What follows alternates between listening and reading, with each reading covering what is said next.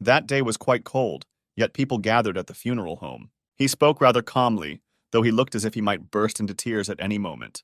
These memorial services brought more fatigue than sorrow. Although his uncle had died 2 days ago, he hadn't regained consciousness for 6 months. He had been bedridden for 9 years, so everyone had ample time to prepare for his passing. At that moment, it seemed as if rain was gathering. When asked if he had an umbrella, the elder merely suggested they hurry home. However, the young man named Iljo was unwilling to let him go just like that and brought an umbrella. Even though Chon Han didn't really need it, it was too late to refuse. As a farewell, he said he would call, though it was the second time he had promised this. They first met 15 years ago when both were still in school. Essentially, they were in a relationship where they could go years without seeing each other. All the relatives who did not maintain close contact were the same. Yet after a few months, on a rainy day, he finally called. Upon meeting, the young man noted it was pouring that day, for which he wanted to apologize. The protagonist had similar thoughts. Nevertheless, he was surprised at how few belongings the young man had. No matter how you looked at it, everything seemed rather impoverished. On the way home, they didn't utter a word. Of course, this didn't cause the driver any inconvenience, as he kept silent on purpose. It was childish anger, but even if he was truly angry, it wasn't clear at whom, for if there was anyone to be angry at, it was himself. After all, he had invited Iljo to move in with him, and from today they would indeed live together. A week ago, when he called him, an impulsive decision had been made. That evening it was raining and they were drinking and talking in a bar, after which the protagonist drove him home. But the place he took him to turned out to be more like a dormitory than a home. Iljo said he lived on the 6th floor, but it was hard to believe anyone could live in such a place. Under the influence of alcohol, Chon Han couldn't restrain himself and didn't realize how he ended up inviting him to move in. At first, the young man declined, quietly indicating that the elder was simply pitying him and didn't want to be a burden. He continued to assure him that he was quite comfortable living in such conditions, possibly because he had spent a long time in the hospital. But when Chon Han entered and saw everything with his own eyes, he was even more shocked. When asked if Iljo worked, he noted he had a part-time job but hadn't managed to save much money. In such a case, it was proposed that he stay with Chon Han until he could save enough money. Reflecting on it now, it was clear that he had been offered to move in several times. And though this was done somewhat unconsciously, there was no taking back his words. Iljo had refused help several times, but the elder still insisted on his moving in. Even if the protagonist later regretted his offer, there was nothing he could do about it. Finally, he indicated they had almost arrived. Although his voice was deliberately made rougher, the passenger still didn't respond. No matter how you looked at it, it was known that Iljo quickly noticed everything. So the question remained whether they could coexist together. In the new home, there was much more space than in the previous room. The young man was visibly astonished by the surroundings that now enveloped him. When asked if he liked it, he remarked that everything looked far better than he could have imagined. However, it was now necessary to inspect his new room. His room was very neat and clean, already equipped with everything a new roommate might need. Seeing this, Iljo, with tears in his eyes, said it was perfect and expressed his profound gratitude. Suddenly, the tears vanished, and he asked if he could try lying on the bed. The host, without much thought, agreed. After all, it was now Iljo's room. It was evident that he liked everything very much, for which he thanked once again. In response, Chon Han suggested that as a token of appreciation, he could help with the cleaning. The new roommate was immediately enthused by this idea and declared that he would do his best. Such an attitude pleased the protagonist, so he decided to first inquire if he knew how to clean at all. In fact, he was curious how this person could smile so brightly, like an innocent child. Even though he seemed so naive, he had managed to live this long. Slowly but surely, Iljo began to occupy the house, and one day he asked if he could wash the laundry in the basket. In the end, he washed everything and then organized the wardrobe, neatly sorting everything by color. Even the items forgotten at the dry cleaners, it was unclear how the roommate knew about them, but he brought them back too.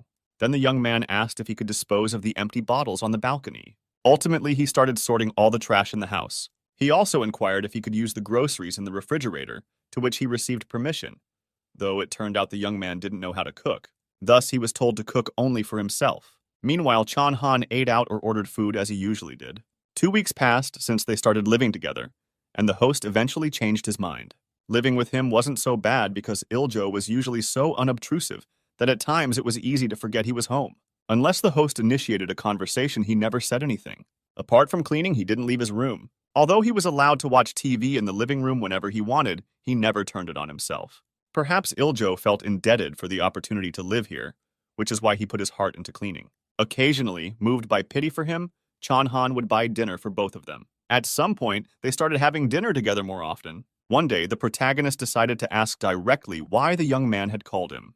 To be honest, Chan Han had thought he was just going to ask for a loan. Il-jo denied the money assumption, adding that the man had simply given him his number. In truth, the protagonist couldn't remember when they might have exchanged numbers. But it didn't take long to recall that he had given his business card that day. It turned out Il-jo just suddenly remembered it, which is why he decided to call. In the end, it seemed it was done out of courtesy, and the roommates simply misunderstood him, never having worked in an office. As soon as dinner was over, the housekeeper quickly began cleaning up as usual. Suddenly, there was a sharp noise. When asked what he was doing, Il-jo said he intended to clean the stove. To this, Chan Han asked him to leave it, as the housekeeper was supposed to come tomorrow. After a brief silence, the roommate directly asked how much she was paid. Consequently, the protagonist began to suspect that the young man was about to offer him money. However, his doubts were dispelled when the young man assured him that he just felt uncomfortable not paying rent and not asking for anything, but simply thought he could do something in return. No matter how you looked at it, Il-jo was already doing more than enough to pay for his stay here, though he didn't want to refuse him now, so it was decided to tell the housekeeper not to come anymore. Up to this day, there had been no problems at all. Perhaps they could have continued living peacefully, but they couldn't, and it was all because of him. The young man hadn't finished what he was planning when Chan Han demanded an answer about what he was up to. At that moment, silence fell over the room, and the atmosphere began to grow tense.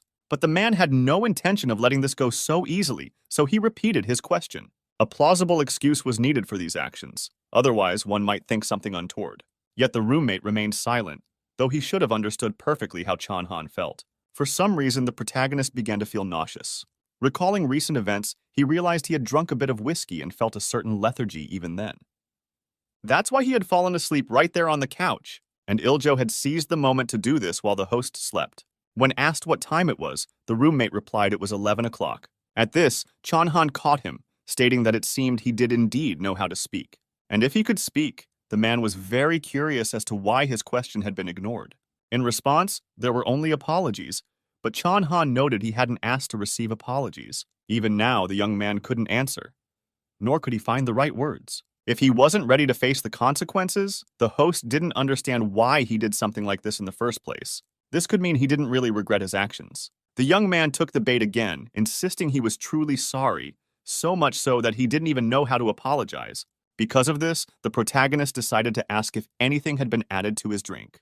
But even now, Il-jo denied it, though it seemed the assumption had upset him. In the end, Chan Han just walked silently to his room, loudly closing the door, hinting that it was better not to follow him. Once in his room, he wondered if his actions had been too harsh. Nevertheless, the young man had to realize on his own the gravity of what he had done. Chan Han knew that no one could have tampered with his alcohol, as he personally had unsealed the bottle. Yet even so, the young man was accused of his actions. He had so abruptly decided to kiss him while he slept, raising the question of whether Il-jo had intended to do more than just kiss. The man had assumed his current roommate would be obedient, living off him, but it seemed Il-jo had simply outplayed him. A little later, the man decided to visit a bar to explain to his friends the situation that had recently unfolded in his life. They were noticeably surprised by this news, knowing that Chan Han hated simple-minded people. Yet somehow, they had ended up spending time together. Now the protagonist sincerely wondered if it had been wise to share all this, and the story was rather long. In any case, the solution seemed simple. Just get rid of the unnecessary roommate, and that would be the end of it. At that moment, Chan Han admitted that he lived with him, which visibly surprised his friends, as it now made sense why the young man had misunderstood, for the man had simply seduced him. Eventually, the protagonist acknowledged their point, realizing he had falsely raised the young man's hopes. From the beginning, he shouldn't have done this. Suddenly, one of them directly asked why he had gone so far as to invite him to move in, considering he didn't even let the two of them into his home. But when Chan Han indicated he didn't know Il-jo was gay, his friend indignantly pointed out that the protagonist himself had been with several guys before. In any case, he now stated that he thought his cousin was straight. Ultimately, they all agreed it was time to just kick the roommate out and not torment anyone further. After their gathering ended, the friends said their goodbyes, and Chan Han decided to call home. Since no one answered, he texted Il-jo, telling him not to go to bed and to wait for his return. Eventually, the host returned to his home, which was shrouded in darkness. Immediately after, the roommate quietly emerged from his room.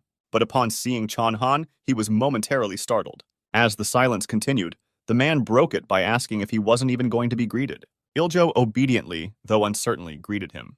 Before starting a serious conversation, the young man brought the elder a glass of water, after which he was asked to add some ice to it. Once all the tasks were completed, the young man sat opposite, waiting with a miserable expression for the verdict. The question now was, if he regretted it so much, why had he done it in the first place? In any case, Chanhan directly asked if he liked men. Without much hesitation, Iljo indicated that it seemed so. In that case, the object of his romantic interest was him. For this, the roommate once again apologized. But the man didn't want to hear apologies. His next question was whether anything had been done that might have misled Iljo. In response, the young man simply shook his head. Chanhan continued to press his cousin, asking if he didn't understand where this was going, or if he was just pretending. The interrogation reached its climax when the host, in a loud tone, commanded him not to remain silent and not to even think about lying, but to honestly say why he had done it. Ultimately, these words reached the insecure Iljo, and he declared that he had simply fallen in love right away and didn't know the exact reason. When he was offered to live together, he refused immediately because he had never had anyone as beautiful as Chanhan in his life. Thus, he knew he would fall in love with this person, which is why he didn't want to move in. Frankly speaking, he wanted to move out today itself. But before that, he wanted to apologize once more, feeling it necessary, which is why he waited for the host's return. Yesterday's situation was certainly unpleasant for the elder, although he still cared for him, for which Iljo was again asking for forgiveness. Without much thought, the protagonist noted that his cousin was true to his style. In any case, he thought it best they not live together. He had no prejudices regarding this, but he still felt uncomfortable being the object of romantic interest. Therefore, it was best to move out as soon as possible, and it didn't have to be right away. They could wait until tomorrow. Eventually, Iljo agreed to leave before Chanhan left for work. The man also mentioned that he would now have to ask the company to send a new housekeeper. He had to dismiss someone who had worked for him for 3 years, and it was generally difficult to find the right person now. As it turned out, his cousin didn't know this and asked if he could call her again. However, Chanhan didn't know either, as the company could easily send someone else. In any case, the man intended to go to sleep and wished his roommate a safe journey for tomorrow. Chanhan suddenly woke up in the middle of the night, feeling very thirsty, as he suddenly heard strange sounds coming from Iljo's room. They were moans, and his first thought was that the young man decided to comfort himself one last time after being asked to leave. For this reason, the host abruptly burst into the room to find out what was going on. However, it turned out that the matter was not what the man initially thought. Now the roommate looked like he was in pain. The next day, the protagonist arrived at work as usual. Suddenly, a familiar face approached him, inquiring why he had taken a sudden leave that morning, especially on the day of their meeting. The woman was manager YN, and the protagonist informed her that a relative living with him had suddenly fallen ill. Ultimately, he had to take him to the hospital. Now it became clear why the deputy hadn't objected, and the woman was now curious if the relative was all right. In response, Chanhan noted that he himself didn't know, as he had just dropped him off at the hospital and left. But in truth, he knew everything, and his head was hurting from hearing from the doctor that Iljo needed surgery. However, he wasn't inclined to share such details with his colleague. Manager YN also expressed concern that Chanhan had returned too early, suggesting he could have eaten out and returned after lunch. In his place, she would have taken a stroll and returned exactly at 2. She also reminded him that he had mentioned living with a relative. Chanhan confirmed this, saying it had happened recently and temporarily, though he was genuinely wondering why this conversation was still ongoing. Since the interlocutor was visibly uninterested in the conversation, the manager had no choice but to point out the reason for her visit, stating that she had sent him the interview protocol via email. Finally, she returned to her own work. Meanwhile, Chanhan was searching the internet for information on the illness the doctor had mentioned. Initially, it was assumed that the young man had a stomach upset, but even when the medication didn't help, Chanhan thought he might have intestinal cramps. However, it was strange that his condition didn't change at all, so it was decided to take him to the hospital. There, they took a blood sample and immediately conducted an ultrasound. The sleep-deprived protagonist sat waiting for the results, and then he was promptly led to the examination room. The doctor stated that the stones were too large, and with such a size, surgery was the only option. When asked if he had experienced such symptoms for the first time, the young man couldn't answer. The elderly doctor also added that sometimes, in the absence of symptoms, surgery could be avoided. But considering the size of the stones and the presence of symptoms, he strongly recommended agreeing to the surgery. When they were alone, Chonhan asked his cousin if he was aware that he had gallstones. Iljo denied it, as the pain usually passed quickly, and he thought it was just a stomach upset. He also mentioned that he had never undergone medical checkups, which wasn't surprising, given that he had hardly ever worked in his life. Despite everything, he was very unlucky. His life was already difficult, but now it was even worse, as the illness wouldn't allow him to live peacefully. A miserable and unfortunate life. Their first meeting took place during summer vacation, when Chonhan went to the island at his uncle's invitation. The man met him at the airport, arriving in a small truck. He looked completely different from the man the young boy remembered. Together, they headed to his house. There, they were immediately greeted by a young boy who joyfully ran to the elderly man, calling him father. Initially, the protagonist was surprised by the presence of his cousin, but quickly realized that his uncle had been unfaithful to his wife. He also understood the reason why the man had invited him over. The man then introduced the boys, noting that he hoped they would become friends, since Iljo was very shy. The cheerful boy spoke first, noting that his father had told him a lot about Chonhan, so he had been eagerly anticipating their meeting. Perhaps due to sadness, but his words were completely out of place.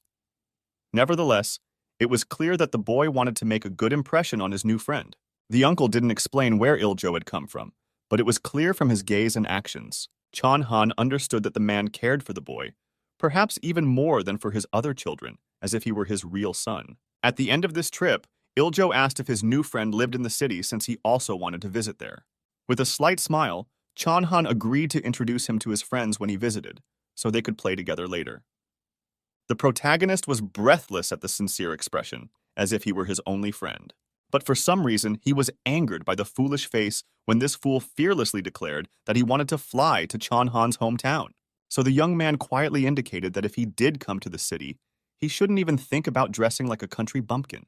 That was where it ended, and Chonhan realized that after these words, Iljo would never want to visit him. The next time they met was when his uncle fell ill. The young man came not to see his cousin but to take care of his uncle. But Chonhan didn't want to see him either. His sole purpose was to visit his uncle. After his death, Iljo, who had never left his side during his illness, didn't receive a penny of the inheritance. He wanted to ask the young man one day why he continued to care for him, even knowing he wouldn't get anything for it. The protagonist had heard for many years how all his other cousins treated Iljo harshly, but the reason for their cruelty towards someone who didn't even claim their money was unclear. Finally, the man indicated that as soon as he finished work, he would go to the hospital. Upon arrival, Iljo was noticeably surprised to see the elder. When asked about the text message, the patient explained that he couldn't check it because his phone had died. In any case, he was told to stay until tomorrow, but there would probably be a bill. As a result, it probably wasn't as painful anymore, and perhaps he could go home and the surgery could wait. Chonhan responded by stating that even if he refused now, he would eventually have to undergo the surgery. Therefore, the man asserted that the surgery should proceed, and he would borrow the money. When asked why, the protagonist noted that he didn't understand the question, as the patient would repay the money anyway. Iljo couldn't continue looking at Chonhan and instead asked why he was being looked at that way. However, the guest pointed out that his cousin often looked at him that way, so he saw no problem in doing the same. Unexpectedly, the man began undressing right there in the ward. Once finished, he lay down on the couch. When asked if he intended to sleep there, Chonhan indicated that he couldn't sleep in uncomfortable places. In that case, the patient found a solution and offered his own place. The protagonist responded by stating that he wasn't such a bad person as to take a patient's bed, and that he just needed a little rest before heading home. Besides, there was no need to flatter himself. He couldn't sleep in the same room with him, especially after what had happened. He only needed to try something strange. Immediately after these words, Chonhan fell asleep on the couch, despite his own statements. Some time passed, and the man realized he had stayed longer than expected. Looking at his watch, he was horrified to realize it was 3 a.m., meaning he had slept for 6 hours. This fact alone was incredible, but he was also surprised to find a blanket over him. Looking at the patient now, Chonhan wanted to call him a fool. No matter how you looked at it, there should be a blanket available for those caring for the sick. Going to the bathroom, the man examined himself from various angles, realizing that this was the perfect situation for him to do something strange, although maybe something had happened. Upon returning, it became clear that the patient had finally woken up. For this reason, the guest indicated that he would come again after work tomorrow, so he needed to wait for him. When asked why, Chonhan said that in any case, he would need to sign some papers. Therefore, he needed to head home right now. After all, if he showed up to work in the same clothes as yesterday, there might be rumors that he had been with women. Eventually, the door closed, and Iljo was left alone again. However, a few seconds later, the visitor unexpectedly returned, greatly surprising the patient. To this, Chanhan asked him not to look at him that way, as he had just forgotten his watch. Suddenly, the young man quietly asked if he was angry, but it was so quiet that Chanhan had to ask again, though Iljo didn't want to repeat it. This person was behaving like a victim again, but the protagonist didn't want to tolerate it, so he insisted on being told the truth. Eventually, the young man asked again if his cousin was angry because without finishing the sentence, it became clear what the patient wanted to ask, although Chanhan thought he wanted to pretend that day never happened. Nevertheless, it was already said, and the protagonist inquired whether Iljo thought he was the only man to confess his feelings to him. Maybe he just didn't understand what it truly meant to pretend nothing happened. So it was time to use his head. With these words, Chanhan finally left the room, leaving the patient alone with his thoughts. Ultimately, Iljo had his gallbladder completely removed because it was failing to function properly, leaving no other choice. According to the doctor, the surgery was not difficult, and he would recover fully in a week, although the doctor embellished this a bit to reassure them. Therefore, Iljo spent another week in the hospital and then 2 more weeks recovering at home.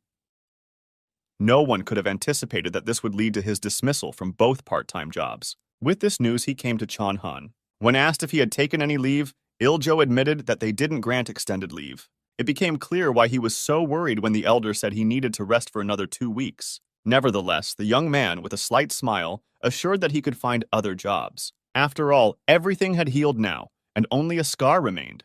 The man examining the body sincerely didn't understand what he was supposed to see. However, the scar turned out to be much smaller than initially expected. It was even curious how they managed to perform the surgery through such a small incision. In any case, this person was remarkable if he could undress so easily in front of someone he loved. Poking the scar with his finger, Chanhan concluded that it had indeed healed. Then the man directly asked if his cousin did this anywhere. Since the young man didn't understand the question, he asked for an explanation. The protagonist wanted to add whether Iljo undressed so easily everywhere, but preferred to remain silent. After his discharge, their relationship seemed unchanged at first glance.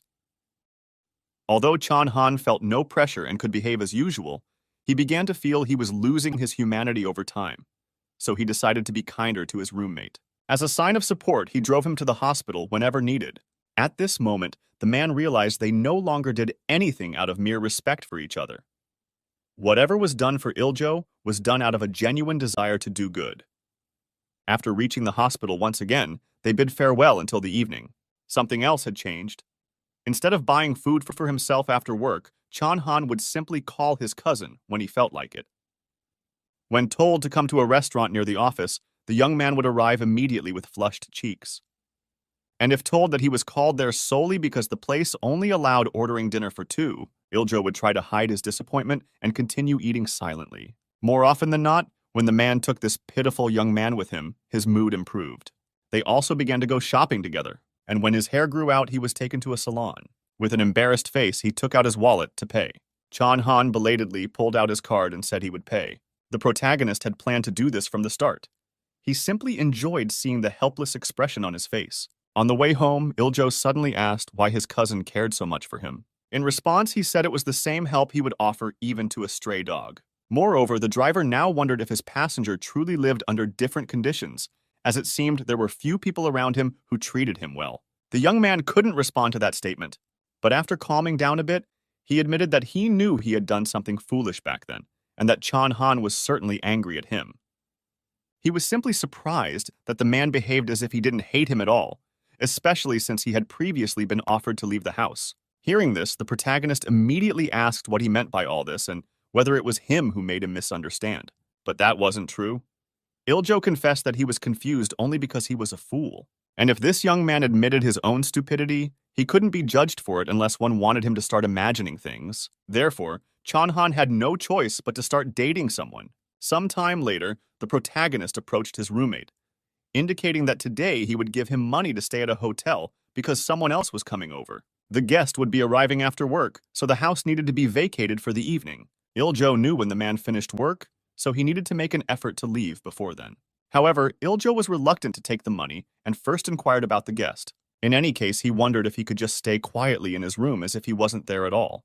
But Chanhan's reaction made it clear that this option was not acceptable. In the end, the young man had no other choice, but before leaving he asked how many guests were expected. No matter how many hints were given, Iljo refused to understand. But in truth, Chanhan didn't want to hurt someone who loved him. Yet there was no other choice. So the man mentioned that he rarely invited guests home unless they were lovers. This statement stunned the roommate, leaving him at a loss for words. Once he gathered his thoughts, he directly asked if Chanhan already had someone. The protagonist hesitantly denied it, explaining that they had just started dating a week ago. Nevertheless, he now suggested that the young man have a good rest and return later, not forgetting to have a proper breakfast. Despite looking very upset, Iljo agreed to this request. In reality, he and this woman weren't in a relationship yet. They had just been talking for a week. She worked at a classic record store, and since they shared a hobby, they quickly bonded. After Chanhan mentioned he had a vintage wine at home, the woman showed immediate interest. When asked why he didn't drink it, he said it was a pity to drink it alone. In that case, she suggested they open it if she came over. It didn't take him long to agree, as it was clear this would lead to a relationship. But for this to happen, Iljo needed to leave the house and not interfere. The next day, Chanhan got ready for work and asked his roommate to ensure he left before his return. After receiving confirmation, the man left his home, hoping Iljo would heed his request and understand the situation. After work, the protagonist picked up the woman as they had agreed. In the car, the new passenger remarked that it was a beautiful car. In response, the driver noted that he was taking it out for the first time in a year. The woman suggested it might be too flashy, as people could get the wrong impression if Chanhan behaved like this. To this, the protagonist reassured her that it was fine, and he had taken the car to earn more points of her favor. These light-hearted conversations continued for a while during the drive. At one point, the man considered calling Iljo before they left, to ensure he had listened and wouldn't ruin the evening. He couldn't still be at home, or at least he hoped the young man wouldn't do anything strange out of spite. While these thoughts ran through his mind, the driver sat silently staring ahead, which didn't please the passenger. She quietly noted that he seemed very focused on the road ahead. Realizing he had become too distracted, Chanhan apologized, explaining that he seemed to be getting nervous. This elicited a slight smile from her and a comment that he was too honest about the strangest things. But in his view, since they were dating, there was no point in being too proud. In any case, these light conversations helped relax both of them, and it seemed nothing could spoil the evening. At home, they were greeted by an empty, dark living room, which eventually lit up when the host returned home with his guest. As soon as everything was visible, the man began scanning the entire apartment. Ultimately, no one was found, but to be sure, for this reason, the man entered Iljo's room hoping it was empty today. To his relief, it was indeed empty, with no trace of anyone inside. After this, he found himself wondering why he had been so nervous about it. Suddenly, a surprised voice from the living room remarked on how clean the place was. When Chanhan returned, he suggested that it was too empty, but the guest had a different opinion, noting that it resembled a gallery, implying that he not only had a great personality, but also good taste. Eventually, the man admitted that he hired someone to clean for him, but the guest saw no problem with that. Suddenly, a lit candle on the table caught her interest, but the protagonist quickly noted that he usually didn't do such things, but this time it seemed appropriate. In his mind, he recalled where he had seen this candle. It had been in the guest bedroom, so it seemed Iljo had understood the reason he was asked to leave for the evening. However, it wasn't entirely clear why the candle had been left there.